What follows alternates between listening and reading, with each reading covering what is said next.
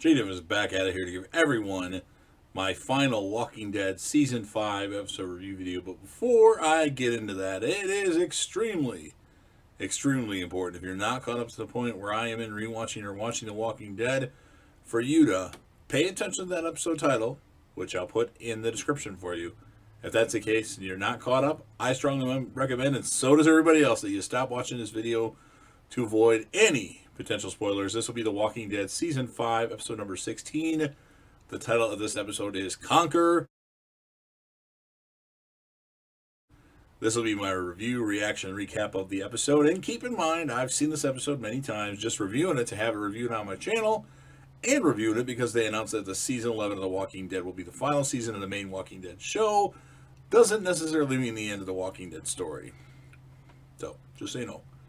One morning, Morgan, who is now in regular scenes and not just an end credit scene, brews coffee in his camp when a man with a W written on his forehead approaches and holds him at gunpoint. He explains that he and his group, the Wolves, are hunting down other survivors and eliminating them. Morgan offers his supplies in exchange for being let go, but the wolf refuses. Morgan evades the other wolf's attempts to ambush him and knocks both of them out with his stick, or walking stick, so to speak. At Alexandria, Rick finally regains consciousness after being knocked out by Michonne and is informed that Pete has been separated from Jesse.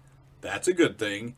And Deanna is holding a forum to decide whether Rick should be exiled or not. Maggie does try to talk to Deanna out of it, but is unsuccessful. Rick later admits to Michonne that he and Carol stole guns from the armory and tries to return the gun, but Michonne says she would not have stopped him and that she knocked Rick out to protect him, not Alexandria. Meanwhile, Carol visits Pete and asks him to check on Tara, who is still wounded, as Pete is a doctor.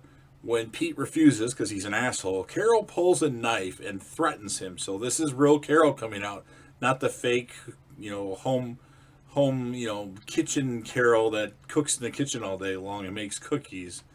But she threatens him, saying that she can get away with claiming self-defense and that she will kill him if he pulls any more stunts.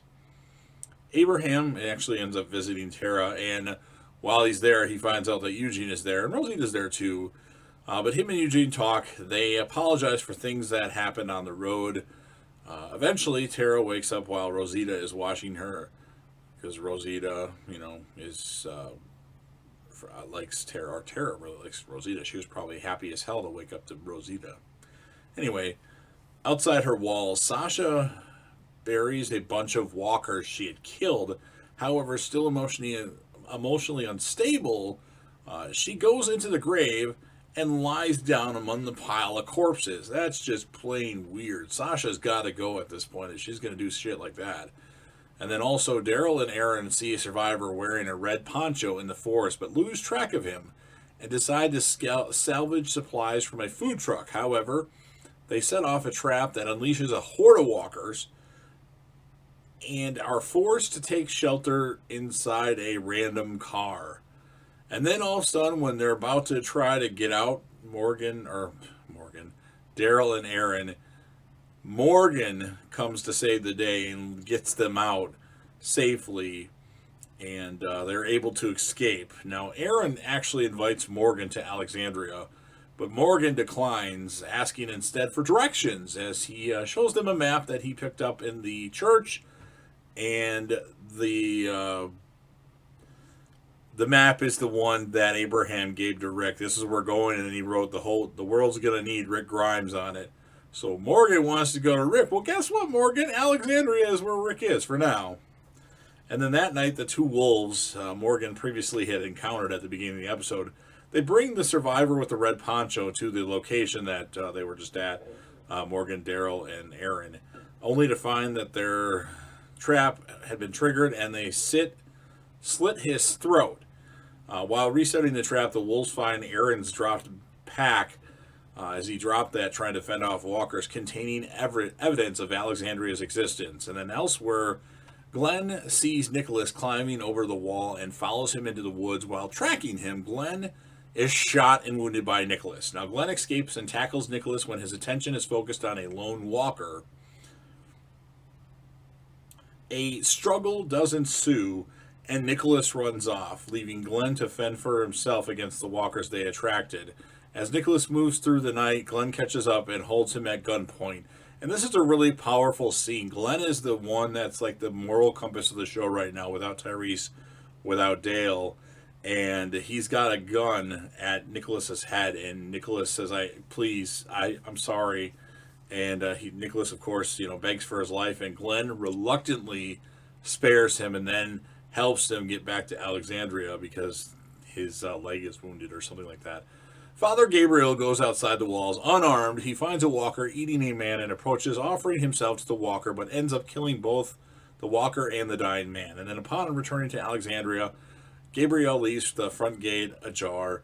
Sasha goes to the church and asks Gabriel for help, but he says he cannot help her. Sasha admits she wants to die, and Gabriel, in a fit of anger, blames Bob and Tyrese's deaths on her sins. A struggle actually ensues between Gabriel and Sasha holds Gabriel at gunpoint, and then Father Gabriel tells her to shoot him, but Maggie arrives and stops. Maggie hears Gabriel's confession over letting his congregation die and helps him to his feet, and then they kind of sit together and pray, I presume, Maggie, Sasha, and Father G. And then on his way to the meeting to see if he's going to be exiled from Alexandria, Rick notices the front gate open. He closes it and follows a trail of blood to find walkers amongst the houses. At the meeting, Michonne, Carol, Abraham, and Maggie all speak up in Rick's defense, while Deanna reveals Gabriel's claims. Rick arrives with a walker corpse saying the walls alone are not enough to keep the residents safe. An inebriated Pete shows up wielding Michonne's katana, angrily proclaiming that Rick does not belong in Alexandria while attempting to assassinate him. And then Reg, Deanna's husband, of course, tries to stop Pete, but as Pete shoves him, he accidentally slices open Reg's throat with the katana, for which Abraham pins him down afterward. Now, at Deanna's request, Deanna says, "Get him, Rick." And Rick executes Pete with the gun. And then right after he looks up, he hears Rick, and he sees Daryl, Aaron, and a returning Morgan standing there, who all witnessed that execution. And that's how the season ends. So Morgan and Rick are reunited, and right when that happens, they end season 5, and we gotta wait till season 6. And then also, in a post-credit scene, Michonne contemplates mounting her katana back on the wall, but decides to carry it. At the Wolves Trap, the Red Monster survivor, now a walker, stumbles past a car which Daryl and Aaron had taken shelter upon, which has been written on it, Wolves Not Far. And that's how everything ends. Just a minor end credit scene compared to the other end credit scenes that we got in season 5. So, pretty awesome finale. Great to see Morgan and Rick reunited. What will happen between them characters now? I really like the stuff with Glenn and Nicholas. Glenn, he was about to lose his humanity and shoot Nicholas in the head in rage, and he didn't do it. So Glenn stays face there, and Father G and Father Gabriel, I should say, and Sasha are kind of, they don't know what to do next, but hopefully they'll find their way and whatnot. And obviously I already know what happens, but I like the episode a lot. So as far as the score of the episode, this was a really packed finale, and it actually is better.